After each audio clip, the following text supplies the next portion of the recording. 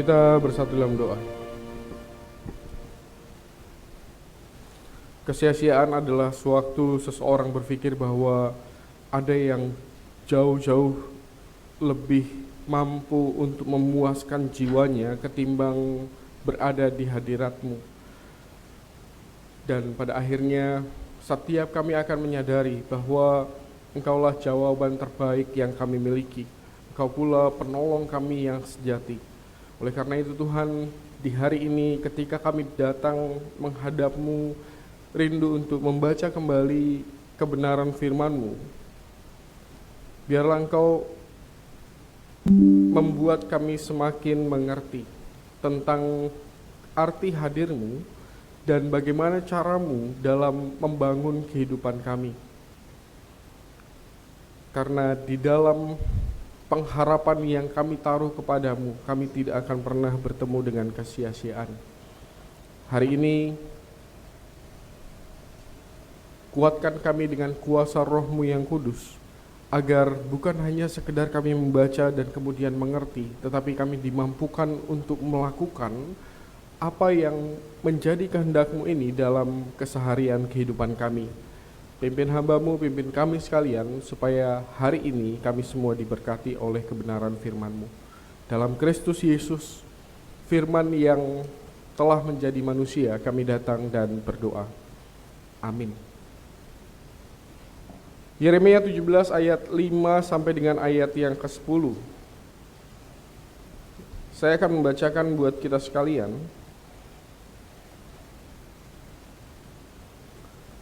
Beginilah firman Tuhan. Terkutuklah orang yang mengandalkan manusia, yang mengandalkan kekuatannya sendiri, dan yang hatinya menjauh daripada Tuhan.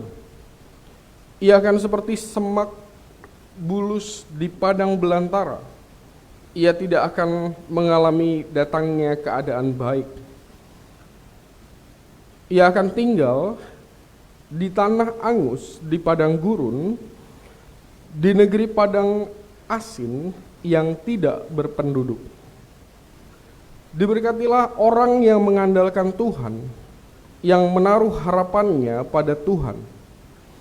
Ia akan seperti pohon yang ditanam di tepi air, yang merambatkan akar-akarnya ke tepi batang air, dan yang tidak mengalami datangnya panas terik, yang daunnya tetap hijau, yang tidak khawatir dalam tahun kering, dan yang tidak berhenti menghasilkan buah.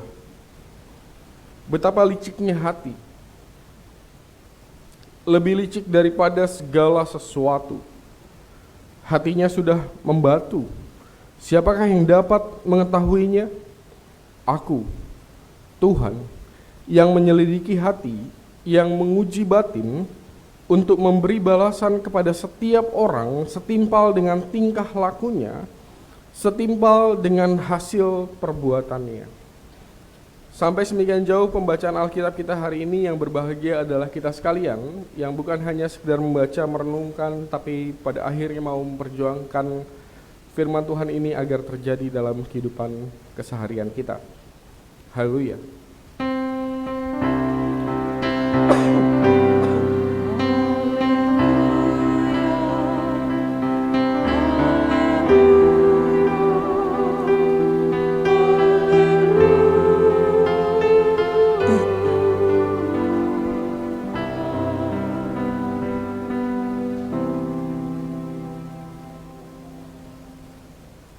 Shalom Bapak Ibu semuanya.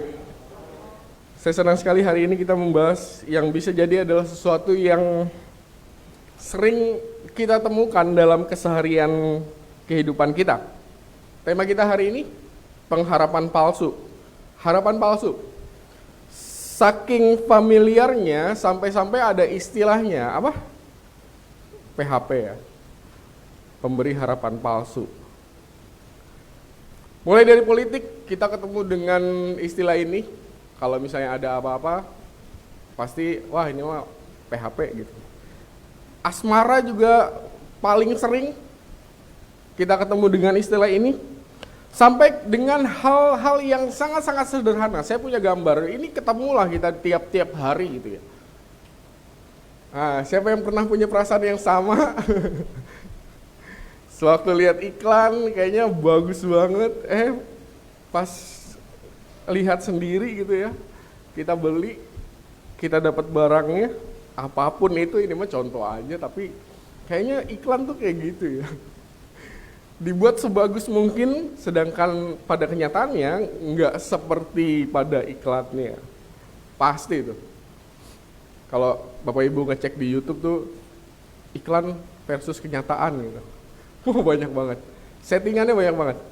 Jadi maksud saya sih sebenarnya memang sepertinya kita terbiasa dengan hal-hal yang seperti ini. Kita terlalu sering diberi harapan palsu tuh, kita terlalu sering, sehingga saking seringnya kita sampai lupa mana yang asli, mana yang palsu gitu. Ya contoh yang paling seringnya yang iklan inilah. Tiap hari kan kita pasti ketemu iklan ya. Kalau nonton TV iklan, nonton online juga sering banget iklan.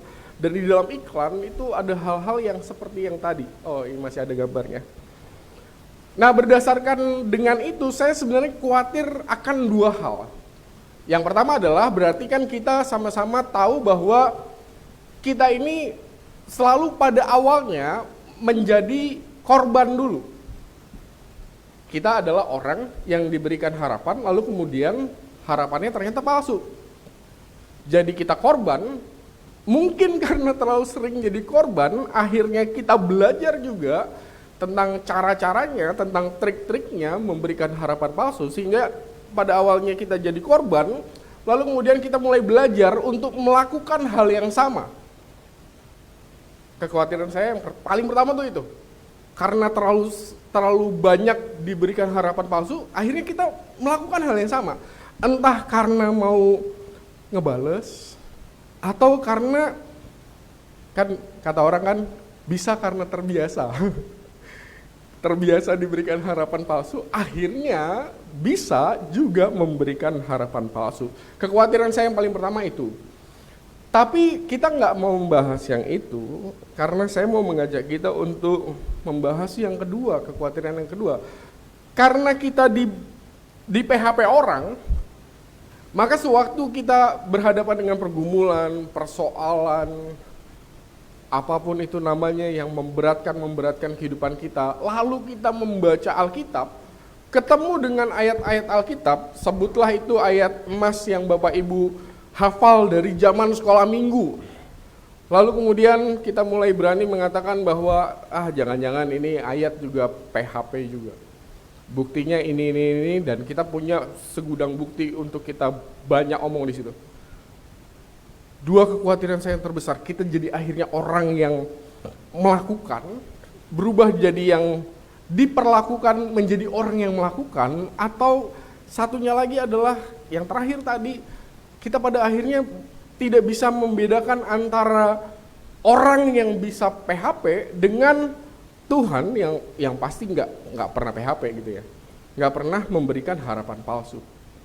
Tapi karena kita terbiasa dengan diberikan harapan palsu, maka kita jadi ngeblur gitu, jadi bias, jadi buram gitu antara firman Tuhan yang iya dan amin dengan omongan orang yang kita tahu omongan orang kadang-kadang jadi harapan yang palsu. Nah, Bapak dan Ibu, Ruth, diganti lagi gambarnya.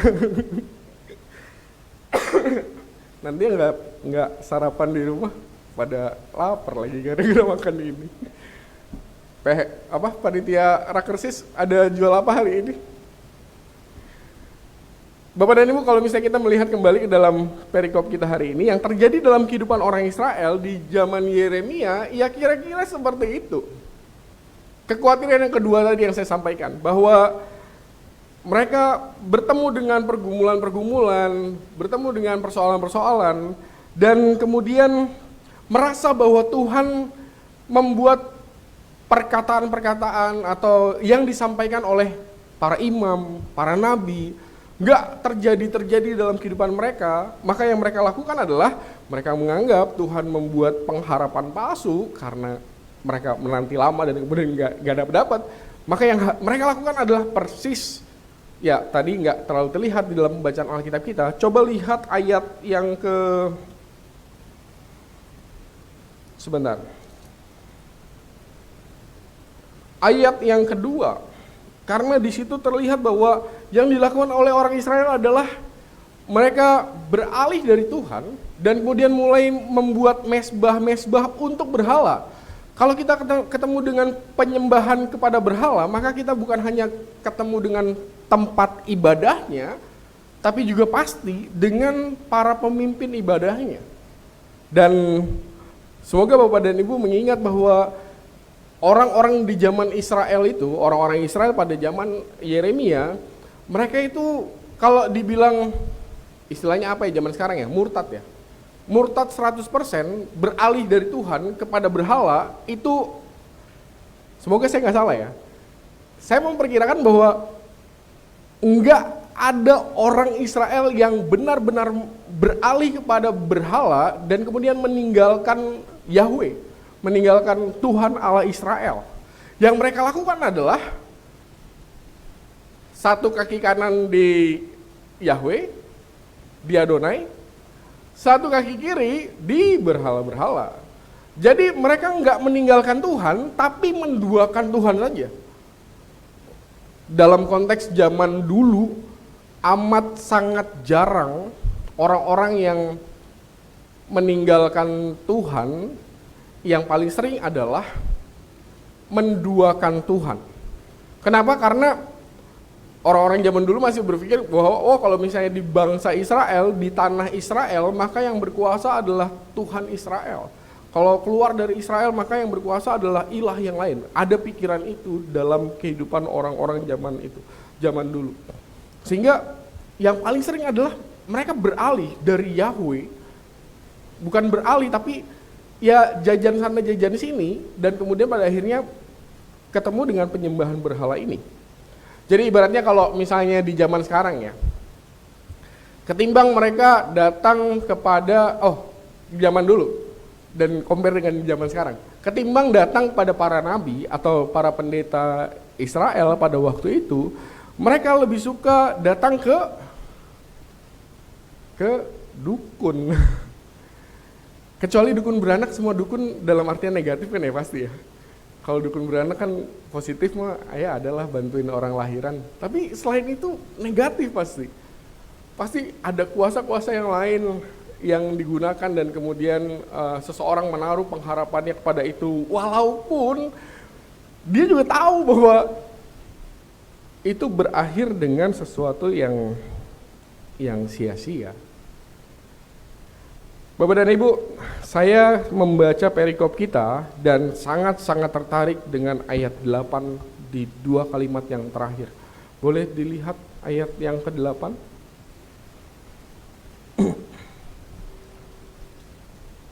Ayat yang ke-8, dua kalimat yang terakhir adalah, sebentar.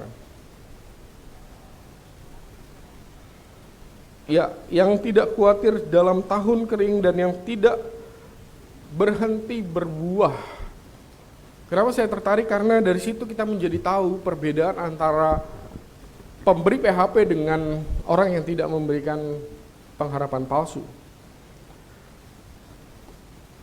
Yang saya dapat ya, orang-orang yang melakukan pengharapan palsu, orang-orang yang PHP adalah siapapun dia yang akan selalu berbicara tentang yang manis-manis dan berusaha sedapat mungkin menyembunyikan yang kalau dalam bahasa ayat 8 itu yang kering-kering, yang gersang-gersang, sampai pada akhirnya kita sendiri tiba di tempat itu tanpa kita sadari bahwa kita menuju ke tempat itu. Karena apa? Karena kita selalu dibuai oleh yang manis-manis. PHP itu kayak gitu. Jadi nggak ada tuh ngomong yang pahit-pahit, nggak ada tuh ngomong tentang yang gersang-gersang, omongannya manis semuanya, sampai pada akhirnya berujungnya di suatu tempat yang gersang, yang tandus. Tetapi dia yang anti PHP adalah siapapun dia yang bukan hanya sekedar berbicara tentang yang manis-manis, tapi juga memberitahukan tentang hal-hal yang sulit, hal-hal yang berat, atau bahkan hal-hal, kalau dalam bahasa ayat 8 ini, hal-hal yang kekeringan. Tetapi dia juga menjelaskan bahwa dia tahu tentang cara keluar dari itu, dan kalau misalnya menunjuk pada Tuhan, maka ayat 8 ini sangat menggambarkan, karena meskipun kita berada di dalam kekeringan sekalipun, kita tidak akan kehilangan rasa sukacita kita, karena kita tetap dimampukan untuk berbuah. Jadi Tuhan bukan hanya berbicara tentang hal-hal yang manis, bukan hanya ada ayat-ayat emas yang Bapak Ibu hafal, tetapi juga Tuhan membeberkan banyak hal yang kita juga sebagai pengikut Kristus, saya percaya kita siap dalam melalui jalan itu. Dan itu yang saya suka dari iman Kristen. Karena sewaktu kita ikut jalan Tuhan, ikut Yesus, maka kita tahu yang Yesus omong itu apa. Bukan hanya sekedar tentang hal-hal yang membuat hati kita bersuka cita luar biasa, tetapi Yesus juga berbicara tentang hal-hal yang berat, tantangan-tantangan yang ada, bahkan kesulitan-kesulitan yang ada dalam perjalanan mengikutnya. Dan kemudian dia juga menyatakan bahwa dia tidak akan meninggalkan kita. Ayatnya banyak ya.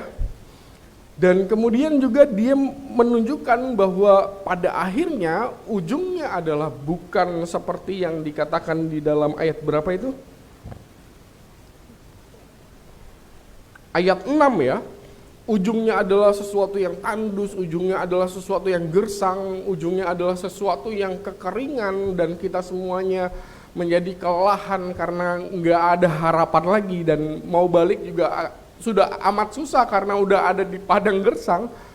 Tetapi Yesus juga mengatakan bukan hanya hal yang manis, tapi juga hal-hal yang harus siap ditanggung oleh orang percaya. Dan pada akhirnya Yesus juga mengatakan bahwa segala sesuatunya akan berujung pada sukacita. Bener kan ya? Contoh. Lagu-lagu sekolah minggu tuh banyak tuh yang kayak gitu tuh. Masih ingat lagu yang di dalam dunia ada dua jalan. Gimana lagunya? Ah iya, lebar dan sempit, mana kau pilih? Emang kita disuruh milih yang lebar? Enggak kan? Justru kita tahu bahwa sebagai orang percaya, kita dikasih tahu loh, pilih yang sempit. Bapak dan Ibu kalau misalnya pilih jalan, mau milih yang mana? Milih yang sempit, kan beresiko. Tetapi Yesus udah ngomong kayak gitu. Maksudnya di lagu itu digambarkan bahwa memang kita tahu bahwa perjalanan yang kita pilih adalah sesuatu yang berat, nggak semudah yang dibayangkan oleh orang-orang luar sana ketika memandang orang Kristen. Wah, orang Kristen tuh pasti bahagia, yang nggak pernah ketemu dengan pergumulan. Ya kata siapa? Kita ketemu dengan pergumulan, tetapi ada sesuatu yang seharusnya membedakan antara kita sebagai orang percaya dengan orang-orang di luar sana yang mungkin tidak mengenal Kristus seperti kita. Karena kalau sama aja, lalu apa gunanya kita mengikut Kristus? Apa bedanya kita dengan orang-orang yang lain sedangkan kita adalah pengikut Kristus? Ya bedanya di sini. Bedanya adalah ayat 8 tadi yang dikatakan bahwa meskipun kekeringan dia nggak takut, meskipun ada di masa kering dia akan tetap dimampukan untuk berbuah. Dan alasannya kita tahu, alasannya adalah karena dia mengakarkan diri kepada sumber air. Bapak dan Ibu, masa pandemi ini, bukankah masa pandemi ini betul-betul mengajarkan kepada kita tentang artinya berpaut pada Tuhan?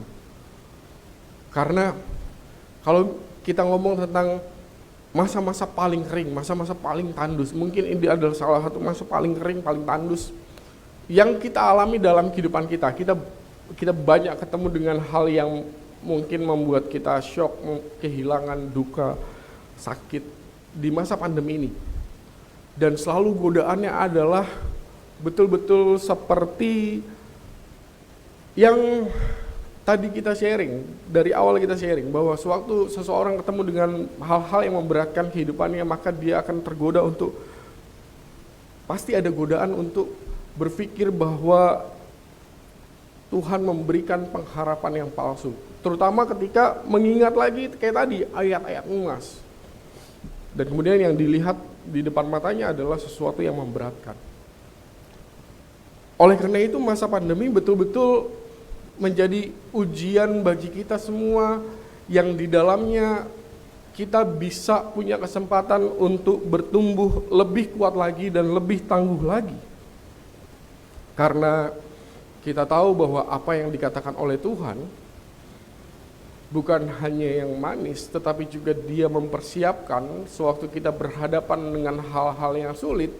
Dia memberikan janji, bukan hanya tentang janji manis, tetapi juga sewaktu hal-hal sulit terjadi, Dia memberikan janjinya untuk menyertai dan memberikan kekuatan yang cukup, sehingga apapun jalan yang kita lewati, bersyukurlah kalau jalannya baik. Tetapi kalaupun jalannya memang sulit dan berat bagi kita di masa-masa seperti ini, karena sakit, terpapar, dan kehilangan, dan banyak hal lagi yang kita alami di masa pandemi ini, maka kita punya kekuatan dan punya pegangan yang teguh di dalam Tuhan, karena kita tahu Tuhan tidak meninggalkan kita di saat-saat paling kering, dan Tuhan akan membawa kita untuk melihat sesuatu yang baik yang memang sudah Ia rancangkan di balik semua peristiwa yang mungkin saat ini membuat kita bergumul. Bedanya kalau orang yang memberikan harapan palsu, maka sewaktu kita tahu bahwa ujungnya kering ya, maka yang dilakukan oleh orang yang memberikan harapan palsu, ya udah selamat tinggal. Bye-bye. Kita ditinggalkan sendirian, dan baru dari situ orang biasanya nginget Tuhan dan kemudian balik sama Tuhan. Harapan kita, semoga kita tidak membiarkan kesusahan, sakit, penyakit, atau bahkan hal-hal yang mendukakan kita di saat ini, membuat kita kehilangan semua damai sejahtera, semua iman yang telah kita bangun, dan pada akhirnya kita juga kehilangan sukacita yang sejati karena kita sadar bahwa kita berada di tanah yang sangat-sangat tandus di masa pandemi ini. Semoga kita tidak kehilangan iman kita, tetapi justru di saat-saat yang paling sulit seperti ini, sewaktu Bapak dan Ibu dimampukan oleh Tuhan menjadi seseorang yang menunjukkan perbedaan yang sangat-sangat besar dengan orang-orang lain di luar sana, maka itu akan menjadi kekuatan yang sangat besar, bukan hanya bagi Bapak dan Ibu secara pribadi, tetapi juga jangan lupa tindakan seseorang akan berdampak bagi orang-orang yang lain. Saya benar-benar sangat-sangat termotivasi sewaktu ketemu dengan orang-orang yang mungkin dia hari ini terpapar, tapi kemudian bukannya kita yang menenangkan dia, tetapi dia duluan yang sudah gak usah khawatir, Tuhan pasti memulihkan, Tuhan pasti menolong, memberikan kekuatan. Dan di saat itu terjadi apa yang dikatakan di ayat 8, itulah yang salah satu contoh yang nyata dalam kehidupan kita hari ini. Semoga Bapak dan Ibu adalah orang-orang yang menjadi bagian dari rancangan Tuhan dalam menunjukkan bahwa sekalipun berada di tanah-tanah yang tandus dan kering, Bapak dan Ibu gak pernah kehilangan semangat, kehilangan sukacita, karena Bapak dan Ibu kita semua mengakarkan diri kepada air sumber pengharapan kita yang sejati. Tuhan menolong, Tuhan memberkati, amin.